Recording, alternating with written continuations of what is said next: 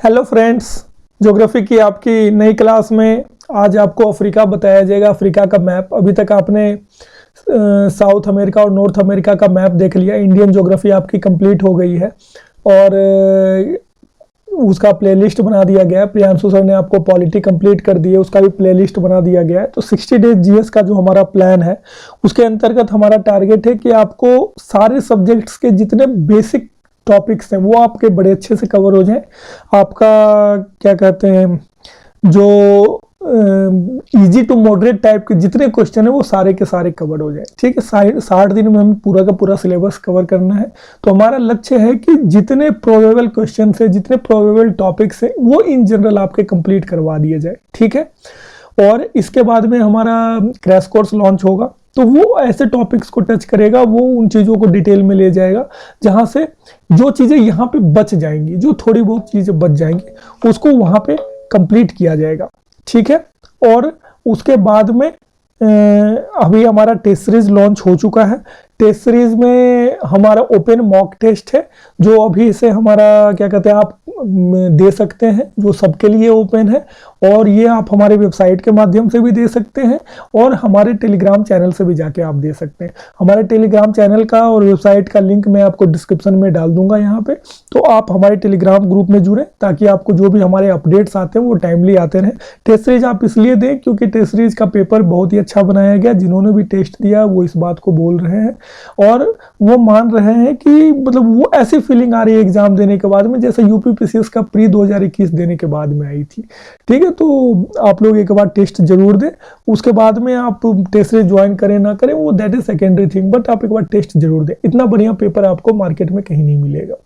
ठीक है, तो जैसा कि होता है कि मैं अपने मैप की क्लासेस की शुरुआत वर्ल्ड मैप के साथ में करता हूँ। वर्ल्ड मैप में मैं उस जिस महाद्वीप को या जिस क्षेत्र को पढ़ाता हूँ मैं पहले वर्ल्ड मैप में उसको दिखाता हूँ कि वो कहाँ पे अवस्थित है। उसके बाद में उस इलाके के फिर डीएनए एनालिसिस करते हैं हम। ठीक है, तो और एक और चीज़ है जो मेरे क्लास में हमेशा होती है इन जनरल कि जब भी मैं क्लास शुरू करता हूँ उसके पहले एक छोटी सी इंटरेस्टिंग स्टोरी बताता हूँ जो उस टॉपिक से रिलेटेड होता है और आपका इन जनरल आपका इंटरेस्ट बढ़ाता है टॉपिक में।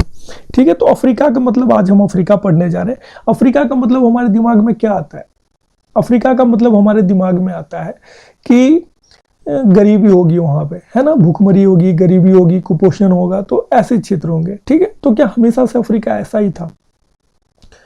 कुछ समय की बात है, कुछ सदियों पहले की बात है कि अफ्रीका के लोग जो है, इधर के लोग जो है यहाँ के, ठीक है, तो वो अपने कैदियों को सोने की चैन में बांधते थे। सोना, गोल्ड, ठीक है, गोल्ड की चैन में अपने कैदियों को बांधते थे। तो गोल्ड की क्या वैल्यू रही होगी वहां, आप समझ लो। ठीक है, कैदियों से, क्रिमिनल से तो सारी चीजें छिपा के रखी जाती है, महंगी चीजें, और उनको गोल्ड के चैन में बांधते थे। तो इतना गोल्ड था उनके पास में, इतने पर्याप्त मात्रा में था और इतनी रिचनेस थी वहां पे। ठीक है, लेकिन चलो ठीक है, आज हम देख रहे हैं, वो देख ही रहे हैं कि क्या स्थिति है। दूसरी चीज और जो है अफ्रीका के बारे में कि अफ्रीका के लोग कैसे ट्रेड कैसे करते थे। ठीक है, वहाँ के तो ट्राइबल लोग होते थे। ट्राइबल लोग अपना जो जहाँ पे प्रोड्यूस करता था, मान लो कोई गोल्ड कर रहा है या कहीं डायमंड मिल रहा हो या उन्होंने अपने लोकली कुछ बनाए हों, किसी प्रकार के कपड़े डिजाइन किए हों या जो भी चीज़ें उन्होंने बनाई, मसाले बेच रहे हो, जो भी चीज़ें वो बेच रहे हो, तो वो कैसे बेचते थे?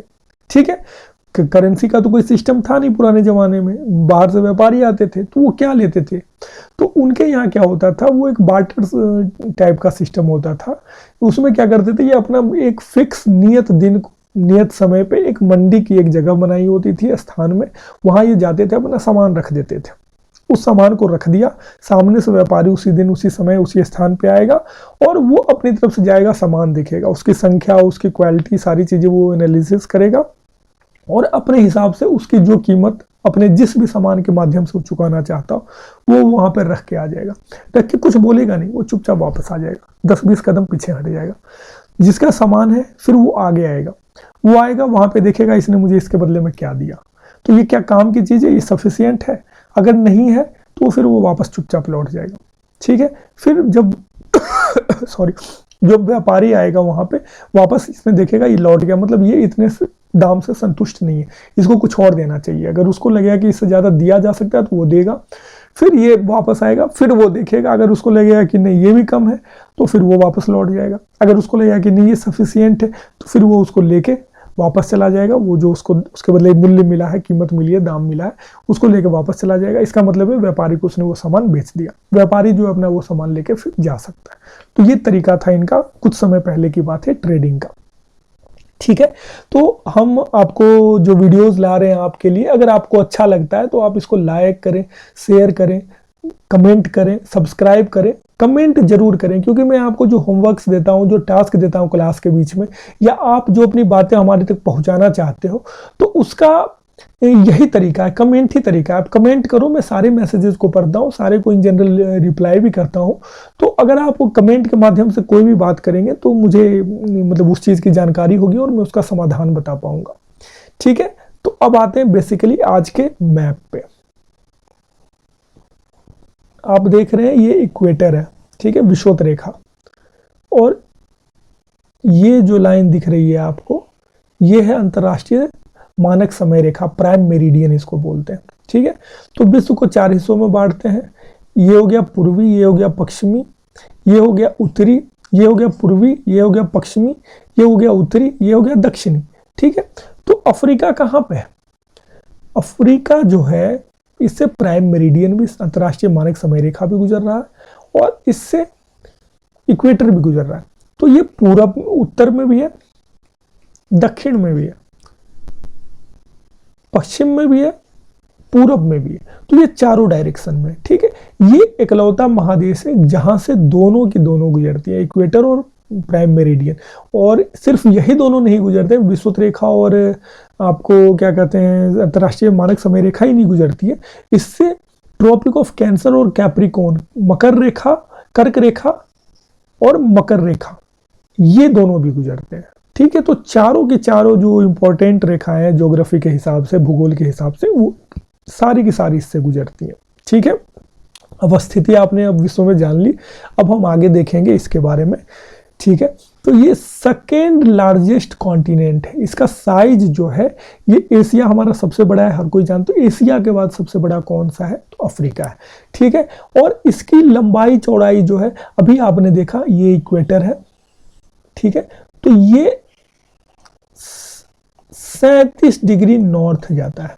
ठीक है, अक्षांशीय विस्तार इसका, और 35 डिग्री साउथ आता है, 35 डिग्री दक्षिण की तरफ आता है। ठीक है, उसके बाद में ये आप देख रहे हैं प्राइम मेरिडियन है, अंतरराष्ट्रीय मानक समय रेखा, इससे इधर पश्चिम हो जाता है, इससे इधर पूर्व हो जाता है। ठीक है, तो ये पश्चिम है 16 डिग्री तक, 16 डिग्री पश्चिम, और पूर्व है 51 डिग्री, 51 डिग्री तक ये पूर्व में। तो इसकी आपने लंबाई चौड़ाई सब ज्ञात कर ली। अब आगे हम देखेंगे, इसको मदर कंटिनेंट भी बोलते हैं। ठीक है, इसको मदर कंटिनेंट क्यों बोलते हैं? क्योंकि यहीं से सभ्यता की शुरुआत मानी जाती है, सभ्यता नहीं, यहीं से मानव जीवन की शुरुआत मानी जाती है। माना जाता है कि जो सबसे पुराने मानव थे वो इसी इलाके से मतलब निकले थे। ठीक है, ये वाला इलाका है ना, तो ये जो लेक वाला इलाका है, इसके बारे में हम आगे डेप्थ में पढ़ेंगे। यहीं से माना जाता है कि इंसान अलग अलग डायरेक्शन में गए। ठीक है, तो ये जो रेड सी है, यहाँ पे समुद्र आप देख रहे हैं, तो ये पहले बहुत कम गहरा हुआ करता था, ये उथला हुआ करता था, तो लोग इधर से भी चले जाया करते थे। ठीक है, और ये रास्ता तो था ही, तो इधर से जो रास्ता निकलने का था,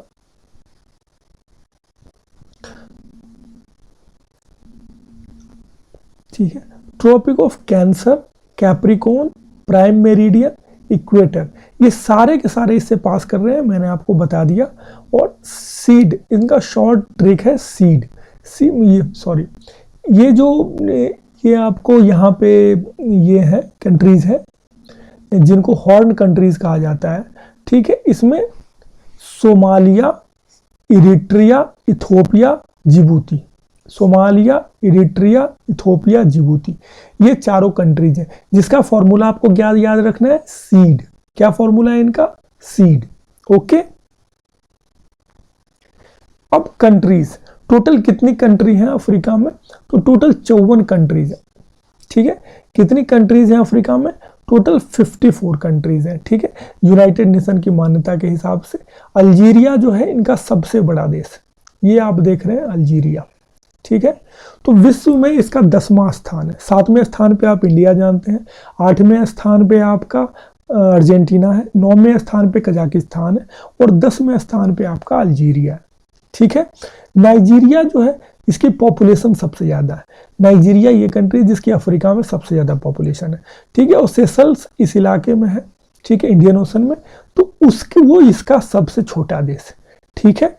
अब कंट्रीज ऑफ अफ्रीका जो इक्वेटर पे हैं, तो ये जो चारों रेखाएं मैंने बात की, उन चारों रेखाओं पे कौन कौन से देश है ये हम जान लेंगे, क्योंकि ये अक्सर प्रश्न परीक्षाओं में पूछे जाते हैं और आपको ये जानना चाहिए। अगर आप ये नहीं जानेंगे तो कहीं ना कहीं से आप गलतियां कर जाएंगे। ये अगर आप जानेंगे तो हो सकता है इस क्वेश्चन में डायरेक्ट आपको काम नहीं आए, किसी दूसरे तरह के प्रश्न में आपको काम आ जाए, ठीक है।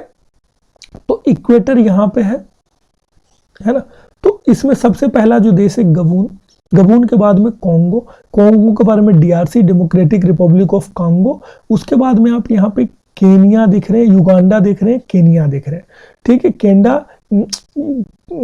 केनिया, युगांडा, उसके बाद में सोमालिया और एक प्रिंसिपी एंड साओ टोम, ये द्वीप है जो कि इंडियन ओशन में है, जो अफ्रीका का है, ठीक है। तो ये आपने इक्वेटर की कंट्रीज देख ली। अब कैंसर, कर्क रेखा वाली कंट्रीज देखेंगे, ठीक है। कैंसर जो है ऑलमोस्ट यहां से गुजरता है। तो वेस्टर्न सहारा सबसे पहले, वेस्टर्न सहारा के बाद में मॉरिटानिया आप देख रहे हैं यहाँ पे, मॉरिटानिया के बाद में माली देख रहे हैं, माली के बाद में अल्जीरिया है, ये अल्जीरिया के बाद में नाइजर है, नाइजर के बाद में लीबिया आपको दिख रहा है, लीबिया के बाद में चाड को टच नहीं करता है, ठीक है। ये नाइजर को टच करता है, चाड को नहीं करता, तो यही आपसे प्रश्न में गलती कराएगा, ठीक है। बहुत महीन बारीक रेखा है जो बगल से निकल जाती है, ठीक है। तो वहां से नहीं टच करता है और इजिप्ट को टच करता है, ठीक है। चार्ट को नहीं करता है और आपसे यही गलती करवाएगा, चार्ट दे देगा, इनकेस आपके दिमाग में मैप है आप गलती कर जाओगे यहाँ पे, ओके। अब ट्रॉपिक ऑफ कैप्रिकॉर्न की बात करेंगे, कैप्रिकॉर्न यहाँ पे है, ठीक है सॉरी, ये यहाँ पे है। तो इसमें नमीबिया है, ठीक है, नमीबिया आपको दिख रहा है, बोत्सवाना है, बोत्सवाना आपको दिख रहा है, साउथ अफ्रीका तो ये आपको है ही, ठीक है। उसके अलावा में मोजाम्बिक है, ये जो मोजाम्बिक आपको दिख रहा है यहाँ से गुजर रहा है, और ये मेडागास्कर, ये 5 कंट्री हैं इसमें, ठीक है। मेडागास्कर जो है पूरा का पूरा द्वीप है, आप देख रहे हैं यहाँ पे, ठीक है। प्राइम मेरिडियन, अंतरराष्ट्रीय मानक समय रेखा, ठीक है, ये ऑलमोस्ट यहाँ से गुजरता है, ठीक है। तो इसमें अल्जीरिया आपको दिख रहा है सबसे पहले, उसके बाद में माली दिख रहा है, उसके बाद में यहाँ पे एक लैंडलॉक्ड कंट्री है बुर्किना फासो, वो आपको दिख रहा है, उसके बाद में टोगो है, ये छोटा सा जो देश आपको दिख रहा है टोगो है ये, और इसके बाद में घाना है। ये 5 कंट्रीज है, ठीक है। तो आपने देख लिया किन किन कंट्रीज से गुजरती है। अब जो इनके मेजर लैंडफॉर्म है अफ्रीका के, ठीक है, तो अफ्रीका के लैंडफॉर्म में 5 तरह के मेजर चीजें हैं, plateau, fold mountain, desert, rivers. तो ये सारी चीजें हम आगे डिटेल में देखेंगे, ठीक है। तो प्लेट्यू इनका जो बड़ा हिस्सा है वो प्लेट्यू का है, यहाँ पे भी एक बड़ा सा प्लेट्यू है जो इन जनरल एक्सटेंडेड है और ये यहाँ तक जाता है, ठीक है, बीच में ब्रेक्स हैं और ये यहाँ तक जाता है, बीच में छोटे छोटे प्लेट्यूज यहाँ भी हैं, ऐसे भी हैं, इधर भी हैं, ठीक है। तो वो सारे हम आगे देखेंगे। उसके बाद में है इसके फोल्ड माउंटेन्स, इसके माउंटेन जो है फोल्ड माउंटेन इन जनरल मैं आपको सारे क्लास में बताता हूँ कि फोल्ड माउंटेन मतलब वलित पर्वत जो 2 प्लेट्स जब आपस में टकराती हैं तो इनके बीच में ये जो उभार आता है इसकी वजह से जो पहाड़ बनते हैं उसको वलित पर्वत कहा जाता है, ठीक है। जैसे ही 2 चीज आएगी, 2 चीजें आपस में आके टकराएंगी तो वो क्या होगा, वो ऊपर उठेगा ना, तो ये ऐसे आके आएगा तो ये ऊपर उठेगा, तो ये ऐसे जो उठ के पहाड़ बन रहा है वही हो गया है ना।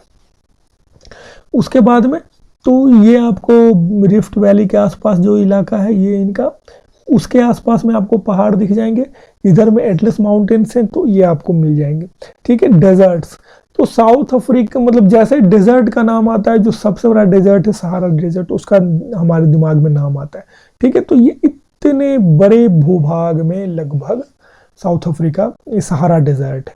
उसके अलावा कालाहारी डेजर्ट है, वो भी एक बड़ा डेजर्ट है, एक छोटा सा डेजर्ट यहाँ भी है, हम उसको भी देखेंगे, ठीक है।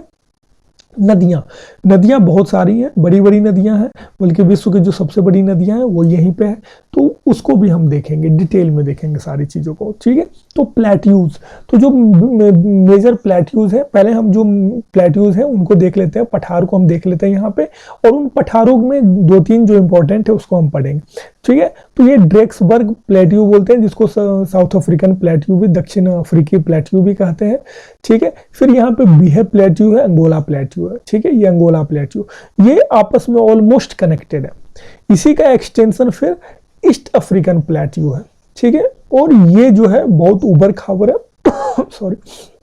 उसके बाद में इथोपियन प्लेट्यू है, ठीक है, ये वन ऑफ द प्लेनेस्ट प्लेट्यू है, ठीक है। इसमें बहुत कम है जो रिलीफ फीचर है कि अप डाउन है, इस तरह की चीजें नहीं, इसमें बहुत ज्यादा है, इसमें बहुत कम है, ठीक है।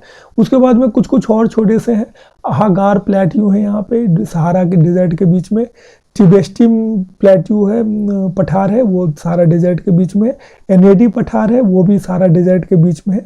उबांगी शारी का डिवाइड है, एक डिवाइड के रूप में है, जो नॉर्थ अफ्रीका और साउथ अफ्रीका को ऑलमोस्ट बांट देता है, ठीक है, लगभग बराबर हिस्सों में, ठीक है, इसीलिए इसको डिवाइड भी कई बार बोल देते हैं।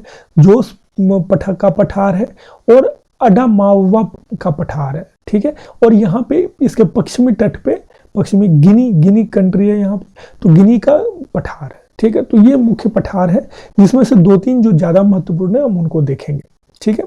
तो साउथ अफ्रीकन प्लेट्यू, ये वाला जो आप देख रहे हो, तो ये इसका बहुत तेज ढलान है, किस साइड में, जो हमारा हिंद महासागर है उस साइड में। अब जान रहे हैं हिंद महासागर इस साइड में है, अटलांटिक ओशन इधर है, और मेडिटेरेनियन सी यहाँ पे है, और यहाँ पे इसका रेड सी है, एशिया और अफ्रीका के बीच का जो डिवाइड है ना, ये पूरा अटलांटिक ओशन है। तो इसका जो इस साइड में है बहुत तेज स्टीप है, जिसको ड्रेकन्सबर्ग माउंटेन भी कहते हैं, और इसको कई बार ड्रेकन्सबर्ग पठार भी बोल देते हैं, ठीक है।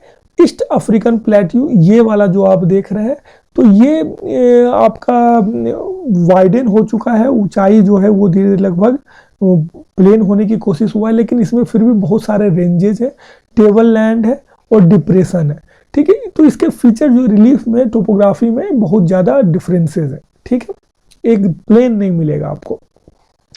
इथोपियन हाईलैंड है, ये ऑलमोस्ट प्लेन है, ठीक है, एकदम कंटिन्यूअस, और जितने भी पठार हैं उसमें ये सबसे ज़्यादा प्लेन पठार है अफ्रीका का, ठीक है। अब माउंटेन्स हम देखेंगे, तो सबसे पहले माउंटेन्स जो यहाँ पे एटलस माउंटेन्स है, सबसे पहले हम उनको देखेंगे। एटलस माउंटेन जो है नॉर्थ वेस्टर्न में, ये नॉर्थ हो गया और ये वेस्ट हो गया, तो नॉर्थ वेस्टर्न इलाके में है अफ्रीका का, ठीक है, और ये जो है मतलब उत्तर पूर्वी हिस्से में है, और स्ट्रेचिंग अक्रॉस इसमें कौन कौन कंट्री है, मोरक्को, अल्जीरिया, ट्यूनीशिया। मोरक्को ये छोटा सा देश हो गया, ट्यूनीशिया ये हो गया, और ये अल्जीरिया आपको दिख रहा है, ठीक है। तो ये तीनों देश के बीच में है।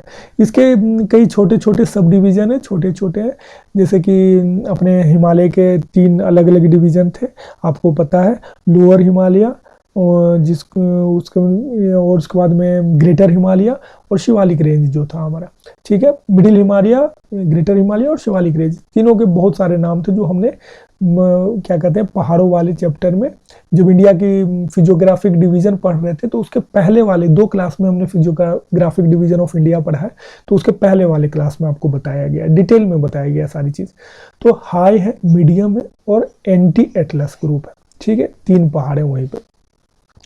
उसके बाद में रूवेनजोरी माउंटेन्स, ठीक है, ये कहाँ पे है, युगांडा और कांगो, इन दोनों के बॉर्डर के बीच में, ठीक है। ये जो आप देख रहे हैं रिफ्ट वैली, ये पूर्वी रिफ्ट वैली है, ये पश्चिमी भी रिफ्ट वैली, तो इस वाले इलाके में है वो, ठीक है, और इसको माउंटेन ऑफ द मून कहा जाता था, तो ये आपको याद रखने की जरूरत है, माउंटेन ऑफ द मून किसको कहा जाता है, रूवेनजोरी माउंटेन्स को, ठीक है। और इसका जो स्लोप है वो वेस्ट रिफ्ट वैली जो है, ये पश्चिमी रिफ्ट वैली, उसकी तरफ बहुत ज़्यादा तेज है, ठीक है, बहुत ढलान, काफ़ी ज़्यादा ढलान, ठीक है। ड्रेकन्सबर्ग को हमने अभी जस्ट देखा था प्लेट्यू के साथ में, कि ये उस प्लेट्यू के इस साइड में है, ठीक है। उसके बाद में किलिमंजारो, किलिमंजारो जो है ये अफ्रीका का सबसे ऊंचा पहाड़ है, सबसे ऊंची चोटी है, ठीक है, जिसकी ऊंचाई 5895 है, ठीक है, जो अफ्रीका का सबसे ऊंचा है। ये वॉल्केनिक है, इनएक्टिव वॉल्केनो है, और इसके 3 वॉल्केनिक कोन है, ठीक है, कीबो, मवेंसी, शीरा। तो ये तीनों आपको जानने की जरूरत है, ठीक है। इसके अलावा है माउंट केनिया। माउंट केनिया जो है ये सेकेंड हाईएस्ट है अफ्रीका का, ठीक है। अफ्रीका का वो आपने देख लिया, सेकेंड मतलब हाईएस्ट कौन सा है, किलिमंजारो। और ये जो इक्वेटर की आप लाइन देख रहे हो, है ना, तो इसी पे यहाँ पे है माउंट केनिया, ठीक है, इक्वेटर पे, ऑलमोस्ट इक्वेटर के जस्ट साउथ में। अब डेजर्ट्स, ठीक है, तो डेजर्ट्स में आपको सहारा डेजर्ट, ये दुनिया का सबसे बड़ा डेजर्ट है, ऑलमोस्ट इतना बड़ा है, आप देख रहे हैं, तो ये बहुत बड़ा है। ये क्यों बना डेजर्ट, तो इसका रीजन देखें आप। इधर कैनरी कोल्ड करेंट है, ठंडी जलधारा है, ठीक है, इसकी वजह से बारिश नहीं होगी। यहाँ पे आपका एटलस माउंटेन है, तो ये इधर से बारिश नहीं आने देगी, ठीक है। यहाँ पे पूरे पर्वतमाला ही है, तो इधर से बारिश आना मुश्किल है, आएगा भी तो यहाँ तक जाना मुश्किल है, इतनी दूर तक। यहाँ से बारिश जो आ रही है वो भी यहाँ तक जाएगी, ये इतना यहाँ से जो ये रेगिस्तान वाला इलाका है, ये जो रेगिस्तान वाला इलाका है, तो ये इतने दूर तक बारिश जा पाएगी, इतने बड़े भूभाग में ये मुश्किल होता है, तो बारिश जो है वो जनरली खत्म हो जाती है। दूसरी चीज़ है इक्वेटर है यहाँ पे, तो इनका मूवमेंट जो है इधर होता है विंड का, आप जानते हैं, ठीक है, तो ये इधर नहीं जाएगा, इधर की जो बारिश है वो इसी इलाके में होकर रह जाएगी, इससे ज़्यादा नहीं जा पाएगा। तो इससे थोड़ा बहुत ज़्यादा जाएगा लेकिन यहाँ तक नहीं जा पाएगा, तो इसकी वजह से इधर से भी पानी नहीं मिल रहा, इधर से भी पानी नहीं मिल रहा है इनको, तो कहीं से इनको पानी नहीं मिल रहा है, ठीक है। तो इसलिए ये दुनिया के सबसे गर्म और सबसे बड़ी डेजर्ट है, ठीक है। कंट्री जो बड़े बड़े कंट्रीज उनका नाम मैं आपको बता देता हूँ। पहले नॉर्थ वाली लीबिया, अल्जीरिया, इजिप्ट, ठीक है, लीबिया, अल्जीरिया, इजिप्ट, ठीक है।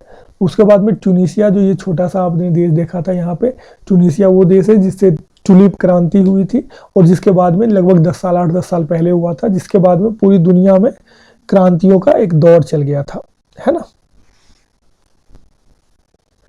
ट्यूनीशिया हो गया, फिर चाड हो गया, चाड के बाद में मोरक्को, इरिट्रिया, नाइजर इस इलाके में है, ठीक है। जो मुझे लगेगा कि इंपॉर्टेंट देश है जिसको बताना चाहिए उसको मैं जरूर बताता चलूंगा, मोरिटानिया, माली और सूडान, ठीक है। तो सूडान आपका यहाँ पे है, ये वाला इलाका है। सूडान 2 हिस्से में बढ़ चुका है, सूडान और साउथ सूडान में, ठीक है। कालाहारी डेजर्ट, कालाहारी डेजर्ट जो है इस हिस्से में, ये हिस्से को कालाहारी डेजर्ट बोलते हैं। तो साउथ वेस्ट शोर ऑफ अफ्रीका में है, ये कहाँ पे, पश्चिमी शोर ऑफ, ये कहाँ है, यहाँ पे बेंगुएला करेंट बहती है, ठीक है, बेंगुएला करेंट, बेंगुएला जलधारा, बेंगुएला जो हर जलधारा, और आप जानते हैं ठंडी जलधारा मतलब रेगिस्तान। भाई मैं हर क्लास में ये बात बता रहा हूँ। अब यहाँ पे क्या है, ड्रेकेंसबर्ग पहाड़, ठीक है, यहाँ से जो बारिश जाएगी उसको ये रोक लेगा, और इधर से बारिश होगी नहीं क्योंकि यहाँ ठंडी जलधारा है, कोल्ड करेंट, ठीक है, तो यहाँ होगा नहीं, तो ये जो वृष्टि छाया क्षेत्र बन गया ये कालाहारी डेजर्ट बन जाता है, ठीक है। तो ये किस साइड में है, साउथ वेस्ट, दक्षिण और पश्चिम, ठीक है, दक्षिण पश्चिमी समुद्र किनारे है ये, ठीक है। ये कौन कौन सी कंट्री है इसमें, इसमें है Botswana, Namibia, Zambia, Angola, Zimbabwe, ये सारी कंट्रीज है इसमें। इसमें कौन कौन लोग रहते थे, सैन पीपल रहते थे, सैन, यहाँ के जो लोकल ट्राइब है उसका नाम है सैन, ठीक है। और ये फेमस किस लिए है, डायमंड की माइनिंग के लिए, डायमंड यहाँ पे पाए जाते हैं, ओके। हाँ, अब न्यूबियन डिजर्ट है, ये आपको एक छोटा सा न्यूबियन डिजर्ट दिख रहा है यहाँ, ये रेड सी से सटा हुआ है, और ये जो है अपना नील नदी है। तो नील नदी के इस साइड में पूर्व में, और रेड सी के लाल सागर के पश्चिम में है, ठीक है। ये ईस्टर्न रीजन ऑफ सहारा में है, स्पष्ट है, दिख रहा है आपको, और रेड सी उसके बीच में। This is virtually no rainfall, यहाँ लगभग नाम मात्र की बारिश होती है, ठीक है। ये पूरा इलाका भी आप जानते हैं कि पूरा रेगिस्तान है, इधर भी रेगिस्तान है, कहीं से पानी आने का कोई सोर्स है नहीं, तो यहाँ पे। और इसकी एक क्या खासियत है, सहारा डेजर्ट के साथ में क्या है, जब सहारा डेजर्ट में आप जाएंगे तो रास्ते रास्ते में अलग अलग जगहों पे ओएसिस है, ओएसिस मतलब मरुद्यान। आपको समझ में नहीं आएगा कि पूरे रेगिस्तान के बीच में ये लश ग्रीन इतनी हरियाली सॉरी इतनी हरियाली आ कहां से गई, पानी कहां से आ रहा है, ये पेड़ कैसे उग गए, पूरी तरफ रेगिस्तान है दूर दूर तक और ये इतने बड़े इलाके में हरियाली है। ठीक है, तो ये जो है वहां के सहारा के डेजर्ट की ये खासियत है। ठीक है, लेकिन ये चीज आपको यहां नहीं मिल रही है, नूबियन में नहीं मिल रही है। ठीक है, और ये कहाँ है, किस देश में है, ये इजिप्ट में है। ठीक है, क्लाइमेट, तो क्लाइमेट बेसिकली 5 हिस्सों में बांटा गया है, 5 जोन में बांटा गया है। तो जो सबसे मतलब पहला आपको मतलब अलग अलग हिस्सों को दिखा रहे हैं, तो ये मेडिटेरेनियन क्लाइमेट। ठीक है, मेडिटेरेनियन क्लाइमेट जो मेडिटेरेनियन सी भूमध्य सागर के पास में है, तो वहाँ पे भूमध्य सागरीय जलवायु पाई जाती है। ठीक है, उसके बाद में ट्रॉपिकल रेन फॉरेस्ट।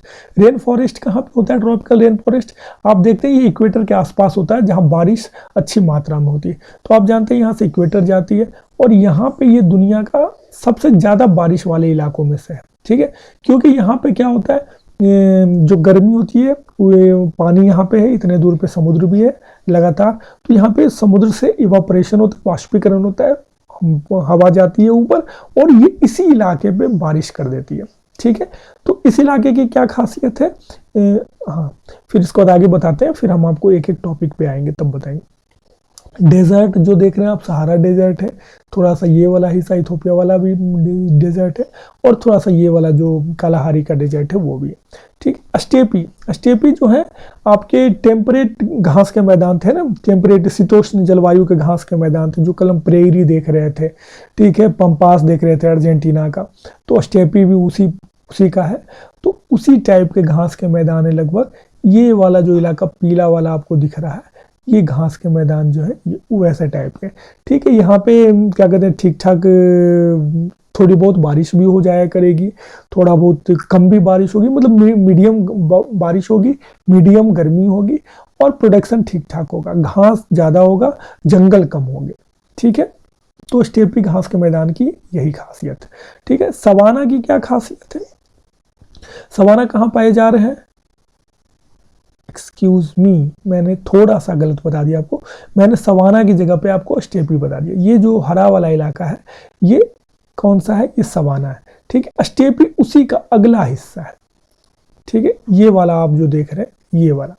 ठीक है, हाँ तो क्या कहते हैं, सवाना की क्या खासियत है, सवाना में है कि गर्मी ज़्यादा होगी।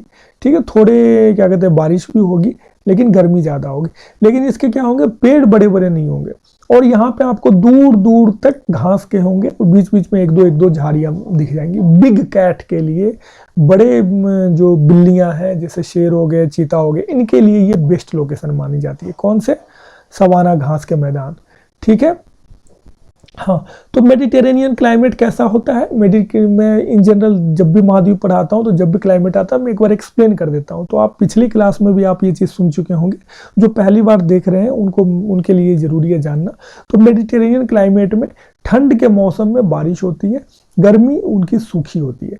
ठीक है, तो इसीलिए इसको मेडिटेरेनियन हॉट समर क्लाइमेट भी कहते हैं। और ये सिट्रस फूड के लिए, ठीक है, खट्टे जो फूड होते हैं, संतरा और इस तरह के जो अंगूर, इन तरह के अंगूर टाइप के फलों के लिए ये फेमस होते हैं। ठीक है, ट्रॉपिकल रेन फॉरेस्ट क्या है, इनके जो ट्रॉपिकल रेन फॉरेस्ट है उसकी क्या खासियत है, यहाँ पे आप सुबह बहुत जल्दी हो जाएगी, सुबह 6-7 बजे, मतलब सुबह जब भी होगी सुबह के बाद में ही यहाँ गर्मी हो जाएगी, तगड़ी वाली गर्मी हो जाएगी। लोग मतलब 9, 10, 11 बजते बजते तो परेशान हो जाएंगे।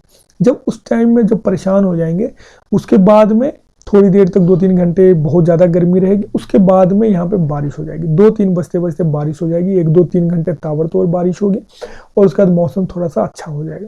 ठीक है, यही प्रक्रिया सालों भर चलेगी। ठीक है, खूब बारिश होगी, खूब गर्मी होगी, खूब बारिश होगी, खूब गर्मी होगी। इसकी वजह से क्या होगा, यहाँ पे जंगल इतने घने होंगे कि उसमें घुसना मुश्किल है। आप जंगल में 5 मीटर 2 मीटर बाद भी कुछ नहीं दिखेगा आपको कि क्या है उसमें। तो ऐसे जंगलों में बिग कैट नहीं पाए जाते, क्योंकि वो शिकार कैसे करेंगे, उनको चाहिए खुला मैदान जहां वो दौड़ के पकड़ सके शिकार को, छिप के नजदीक जा सके और दौड़ के पकड़ सके। ठीक है, तो ऐसे में आपको क्या कहते हैं, कीट पतंगे और इस तरह की चीजें बहुत ज्यादा होंगी। यहाँ पे लताएं पेड़ों में ज्यादा होंगी, पेड़ जो है अलग अलग लेयर में होंगे, कई लेयर में होंगे, और कुछ पेड़ बहुत ऊंचे होंगे, कुछ झाड़ियां बहुत नीची होंगी। ठीक है, डेजर्ट मैंने आपको कमी से एक्सप्लेन कर दिया है। उसके बाद में स्टेपी जो है, स्टेपी अभी मैंने आपको एक्सप्लेन किया था, ठीक है। ये क्या है, ये शीतोष्ण जलवायु के हैं, यहाँ गर्मी भी कम होती है और क्या कहते हैं टेम्परेचर भी कम होता है और बारिश भी कम होती है, दोनों चीज़ें कम होती है, लेकिन थोड़ा सा यहाँ घास का मैदान टाइप का हो जाता है, ठीक है। तो ये स्टेपी टाइप का क्लाइमेट है, यहाँ प्रोडक्शन अच्छा होता है, यहाँ उत्पादन काफ़ी अच्छा होता है, ठीक है। रिवर्स, अब जो मेजर रिवर्स है उसके बारे में हम पहले मैप में देखेंगे, फिर जो महत्वपूर्ण रिवर है उनको हम करेंगे, ठीक है। तो ये जो सबसे बड़ी इंपॉर्टेंट रिवर है ये व्हाइट नील है, ठीक है। व्हाइट नील में इधर से आगे ब्लू नील मिल गई और ये आगे जाते जाते ऑलमोस्ट एक स्ट्रेट लाइन में आप देख रहे हैं जा रही है, जैसे बाकी कोई भी रिवर हम देखते थे ऐसे वैसे ऐसे जाती है, ठीक है। तो ये नहीं, ये ऑलमोस्ट एक स्ट्रेच में जा रही है, दुनिया की सबसे लंबी नदी है, ठीक है। ऑलमोस्ट इक्वेटर से स्टार्ट हो रही है और ऑलमोस्ट ये क्या कहते हैं 33-34 डिग्री के 30 डिग्री के आसपास, 30 डिग्री के आसपास ये पहुंच रही है, ठीक है। इतना लंबा इसका स्ट्रेच है। उसके बाद में दूसरी जो रिवर दिख रही है आपको यहाँ पे कॉन्गो दिख रही है, ठीक है। तो कॉन्गो जो इधर से निकलती है इस इलाके से और इस रास्ते को लेते हुए यहाँ पे गिर जाती है। तीसरी रिवर जो है जम्बेजी है, लिम्पोपो है, ऑरेंज है। उसके बाद में आपको यहाँ पे नाइजर नदी है और यहाँ पे एक छोटी सी नदी वोल्टा है, यहाँ सेनेगल देश में सेनेगल रिवर है, ठीक है। तो ये मुख्य नदियां हैं, अब इसको हम डिटेल में देखेंगे। सबसे पहले हम किसको देखेंगे, नील नदी को। नील नदी दुनिया की सबसे लंबी नदी है, हम जानते हैं। ये लेक विक्टोरिया से निकलती है, आप देख रहे हैं लेक विक्टोरिया यहाँ पे, और यहीं से ये शुरुआत हो रही है, ठीक है। खार्तूम शहर है जो इसके किनारे बसा हुआ है, वहीं पे आके इसमें ब्लू नील मिल जाती है। ब्लू नील कहाँ से निकलती है, यहाँ लेक टाना है, लेक टाना है वहां से निकलती है, ठीक है। और ये कहाँ जाके मिल जाती है, मेडिटेरेनियन सी में निकल जाती है, ठीक है। कहाँ पे, सुएज कनाल के काफी पास में, आप देख रहे हैं सुएज कनाल इसके लगभग बगल में। इसका जो डेल्टा वाला इलाका है यहाँ पे पेट्रोलियम काफी मात्रा में होता है।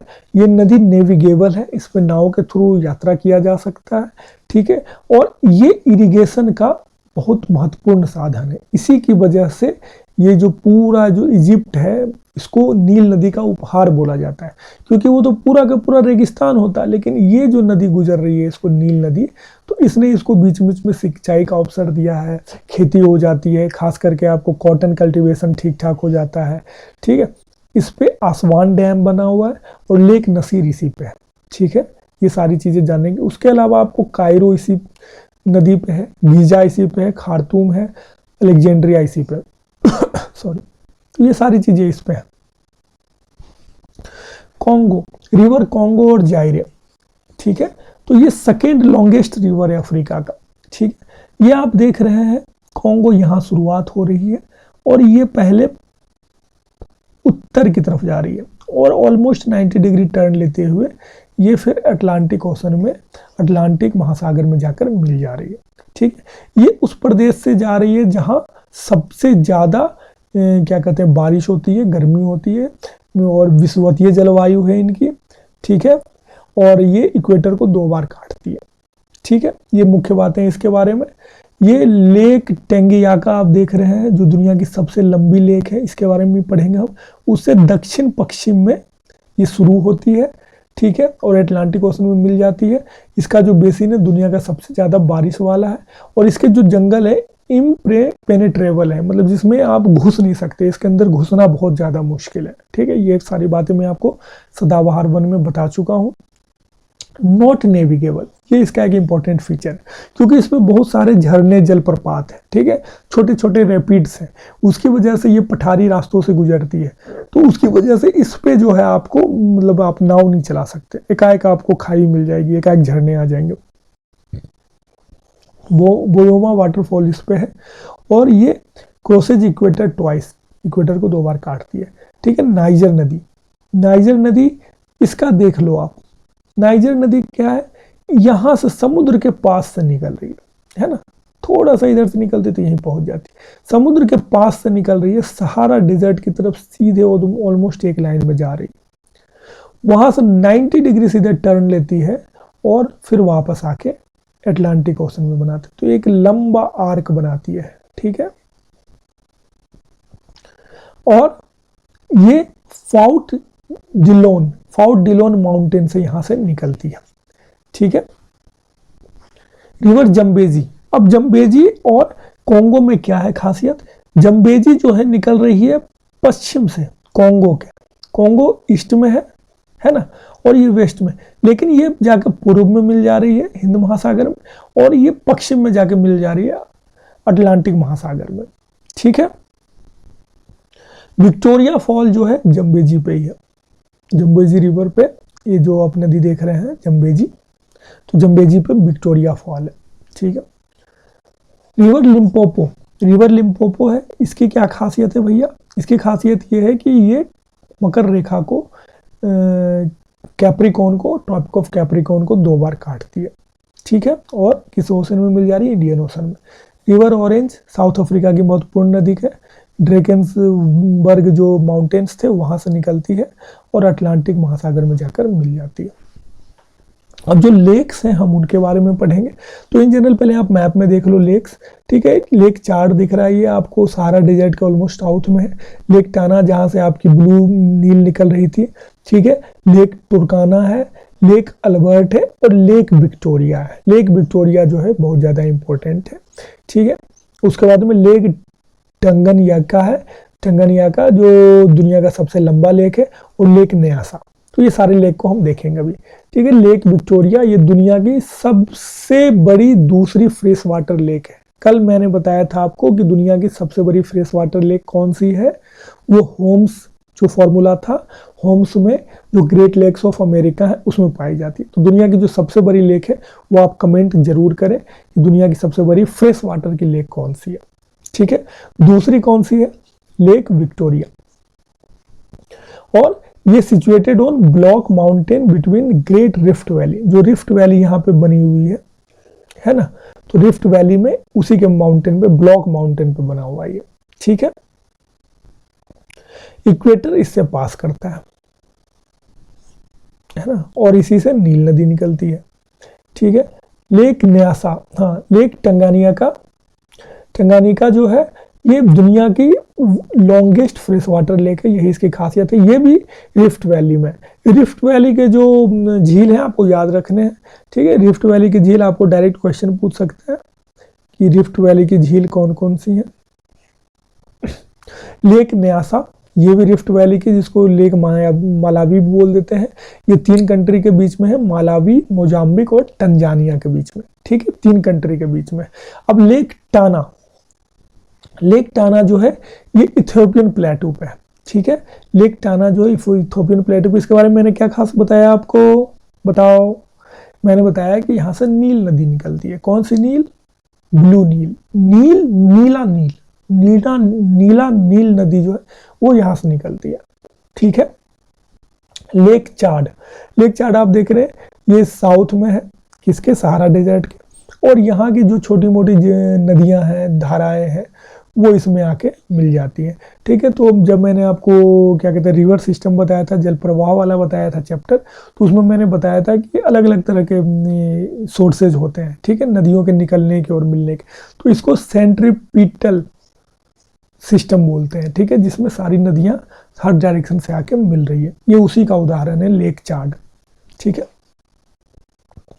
लेक नसीर ये रिवर नाइल पे है, नील नदी पे है, और ये मैन मेड लेक है, ठीक है। ये मैन मेड लेक है, ये लगभग यहाँ पे है, ये सूडान और इजिप्ट के बीच में, ठीक है।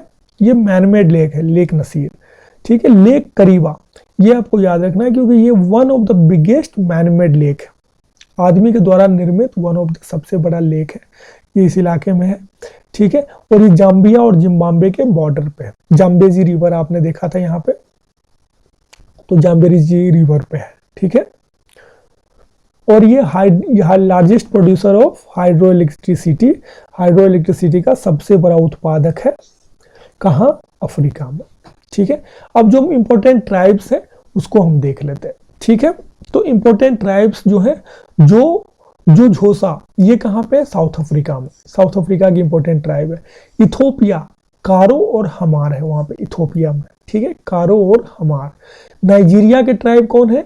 योरूबा। योरूबा ट्राइब कहाँ पाई जाती है? नाइजीरिया में पाई जाती है। नमीबिया में क्या पाया जाता है? हिम्बा। नमीबिया में हिम्बा। ठीक है। सैन बुशमैन, शैन बुशमैन जो है वो पाए जाते हैं केनिया में, और संबूरू भी पाए जाते हैं केनिया में। मसाई, मसाई के बारे में आपको एक छोटी सी स्टोरी बताता हूँ। मसाई वो ट्राइब है जिसके लोग गाय का खून पीते हैं, दूध तो पीते हैं, ये खून भी पीते हैं। वो क्या करते हैं, गले के पास में एक छोटा सा वो मारते हैं, तीर टाइप का, सिरिंज टाइप का, उससे खून निकालते हैं और उसको पीते हैं। वो खास मौके पे उनके कोई फेस्टिवल्स होते हैं तो वैसे उससे उनको लगता है कि बहुत ताकत मिलती है। ठीक है, तो मसाई केनिया और तंजानिया में पाए जाते हैं, ईस्टर्न अफ्रीका में। ठीक है, हदजाबे ये तंजानिया के हैं। ठीक है, तो बेसिकली मैं एक बार आपको फिर से रिपीट कर देता हूँ। जुझोसा साउथ अफ्रीका में, कारो एंड हमार इथोपिया में, योरूबा नाइजीरिया में, हिम्बा नमीबिया में, सैन बुशमैन और संबूरू केनिया में, मसाई कहाँ? केनिया और तंजानिया में, हदजूबे की तंजानिया में। ठीक है, अब कुछ फेमस विंड्स हैं यहाँ के, लोकल पबने। ठीक है, तो उसके बारे में हम जानते हैं। खमसिन, खमसिन जो है साउथ ईस्टर्ली विंड है। ठीक है, साउथ और ईस्ट से आ रही है। ठीक है, और ये नॉर्थ अफ्रीका, नॉर्थ अफ्रीका के साउथ ईस्टर्ली विंड है टू ईस्टर्न मेडिटेरेनियन सी। तो ये जो नॉर्थ ये मेडिटेरेनियन सी हो गया यहाँ पे, ये अफ्रीका का मैप हो गया है ना, अफ्रीका ऐसा ही है, ये मेडिटेरेनियन सी है यहाँ पे, इस डायरेक्शन में ऐसे बहता है। ठीक है, क्या नाम है इसका? खमसिन। थोड़ा सा मैंने गलत बता दिया, थोड़ा सा इस बार देखें ध्यान से। ये अफ्रीका का मैप हो गया, तो साउथ ईस्टर्ली इस डायरेक्शन में बहता है। ठीक है, साउथ से और ईस्ट डायरेक्शन से, तो इस डायरेक्शन से जा रहा है। ठीक है, हाँ। अलीजी, अलीजी जो है मैरी टाइम है, और ये क्या कहते हैं, आर्द्र पवन है, ठंडी पवन है, और इसमें क्या है, बारिश आती है, अपने साथ में बारिश लाती है। ये कहाँ पे होती है? Fresh northerly wind. तो ये जो अफ्रीका का मैप है ना, तो ये नॉर्दर्ली विंड है अक्रॉस, ये इस इलाके में ऐसे आती है और यहाँ पे बारिश करवाती है। कहाँ पे हो रही है ये हो रही है वेस्ट सेंट्रल में, पश्चिम और सेंट्रल में, ये वाला जो इलाका है अफ्रीका, यहाँ पे ये इस डायरेक्शन से आके बारिश करवा रही है। ठीक है, अब जो ये सारी पवनें हैं, ये एक दूसरे का ही अलग अलग देशों में अलग अलग नाम है। ठीक है, ये क्या है, ये गर्म पवनें हैं और आंधी भरी पवनें हैं। ठीक है, बहुत ही आंधी की तरह चलती हैं। ये रेगिस्तान जो है सहारा डेजर्ट से लेके उड़ती हैं, और मतलब रेगिस्तान का जो है बालू और आंधी अपने साथ में लेके उड़ती है। तो इसको खमसिन बोलते हैं इजिप्ट में। अलग अलग जगहों पे अलग अलग नाम है, कोई भी एग्जाम में नाम पूछ देगा आपसे। खमसिन इजिप्ट में, हबूब सूडान में। ठीक है, आजेज मोरक्को में, गिवली लीबिया में, हरमटन वेस्टर्न मगरेब में, सिरोको बोलते हैं सहारा में, और सिमूम बोलते हैं अरेबियन पेनिनसुला में। ठीक है, तो ये सारी रेगिस्तान से उड़ने वाली पवनें हैं। अलग अलग नाम क्या हो गया? खमसिन, हबूब, आजेज, गिवली, हरमटन, सिरोको, सिमूम, ये सारे नाम हो गए इसके। ठीक है, अब जैसा कि हम अक्सर करते हैं किसी भी क्लास के लास्ट में, ये लास्ट स्लाइड है आपकी, कुछ इंपॉर्टेंट फैक्ट्स होते हैं जो किसी कैटेगरी में सब कैटेगराइज नहीं किए जा सकते थे, उसको आपको एक साथ में दिया जाता है, जो डायरेक्ट क्वेश्चन आपसे पूछे जा सकते हैं। तो जो पथरीले भाग हैं सहारा डेजर्ट के, उसको हमाडा कहा जाता है। क्या कहा जाता है? जो पथरीले भाग हैं अफ्रीका डेजर्ट, सहारा डेजर्ट के, उसको हमाडा, हमाडा नाम है। ठीक है, इर्ग, जो बालू वाले हिस्से हैं सहारा डेजर्ट के, जो रेगिस्तानी हिस्से हैं, उसको क्या बोलते हैं? जिसमें रेत भरे पड़े हैं, तो उसको इर्ग बोलते हैं, इर्ग। ठीक है, एलिफेंट ग्रास जो है, एलिफेंट ग्रास आप देखते हैं बड़े बड़े घास जो होते हैं। ठीक है, तो ये सूडान में पाई जाती है। ठीक है, बड़े ऊंचे ऊंचे घास होते हैं ना, तो उसको सूडान में ये पाए जाते हैं। ठीक है, लिम्पोपो रिवर को 2 बार ट्रॉपिक ऑफ कैप्रिकॉर्न काटती है, ये आपको पहले भी बताया जा चुका है। पोर्ट सईद जो है सुएज कैनाल पे है। ठीक है, साहेल, साहेल वो इलाका है सहारा डेजर्ट का जो फुल्ली डेजर्ट नहीं है, हाफ डेजर्ट। ठीक है, डेजर्ट और इधर प्लेन, इनके बीच का जो इलाका है साहिल, वो वाला इलाका है।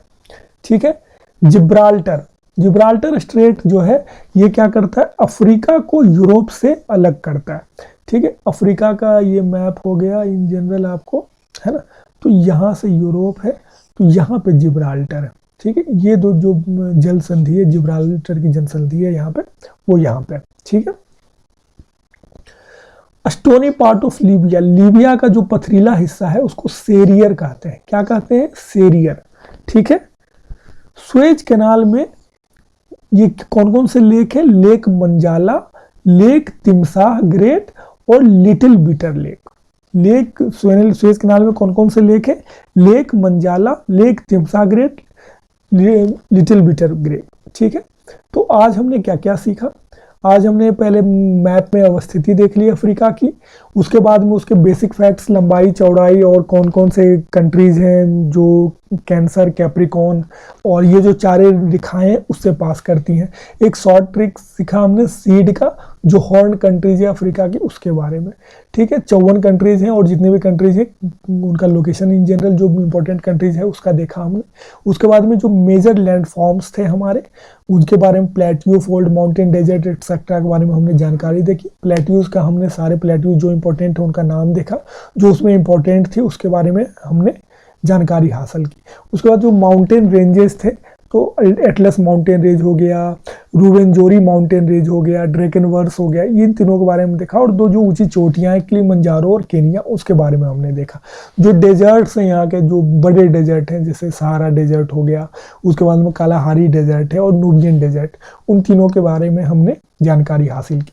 उसके बाद में हमने क्लाइमेटिक जोन में इसको 5 क्लाइमेटिक जोन में बांटा हुआ देखा, और उन जोन की क्या क्या खासियत है और वो किस इलाके में अफ्रीका के, वो जानकारी हमने ली। उसके बाद में जो मेजर रिवर्स थी अफ्रीका की, वो सबको हमने देखा, जिसमें आपको Nile river, Congo river, Zambezi river, Limpopo river, Orange river, आपका नाइजर रिवर, ये सारे जो रिवर्स थे उसको हमने देखा। ठीक है, उसके बाद में जो इंपॉर्टेंट लेक्स थे यहाँ के, वो हमने सारे देखे। Lake Victoria, lake Albert, lake Turkana, lake Tana, lake Chad, lake Tanganyika, lake Nyasa, ये सारे हमने देखे। ठीक है, वहाँ की कौन से इलाके में, कौन से देश में कौन सी ट्राइब पाई जाती है, हमने उनको देखा। और उसके बाद में कौन से इवेंट्स कहाँ पे होती है वो हमने देखा। और उसके बाद में हमने लास्ट में, जैसा कि हम हर क्लास में करते हैं, कुछ बेसिक फैक्ट्स को देखते हैं जो कि डायरेक्ट क्वेश्चन आ जाते हैं, उन सबको हमने देखा। ठीक है, तो आज की क्लास आपकी यहीं पे कंप्लीट होती है। आप को अगर क्लासेज अच्छी लग रही हो तो लाइक करें, सब्सक्राइब करें, शेयर करें, ज़्यादा से ज़्यादा लोगों तक पहुँचाएँ, ताकि ज़्यादा से ज़्यादा लोगों को इस चीज़ का फ़ायदा मिल सके। Okay, thank you. फिर अगले कॉन्टिनेंट के साथ में कल हम आपको मिलते हैं। Bye bye.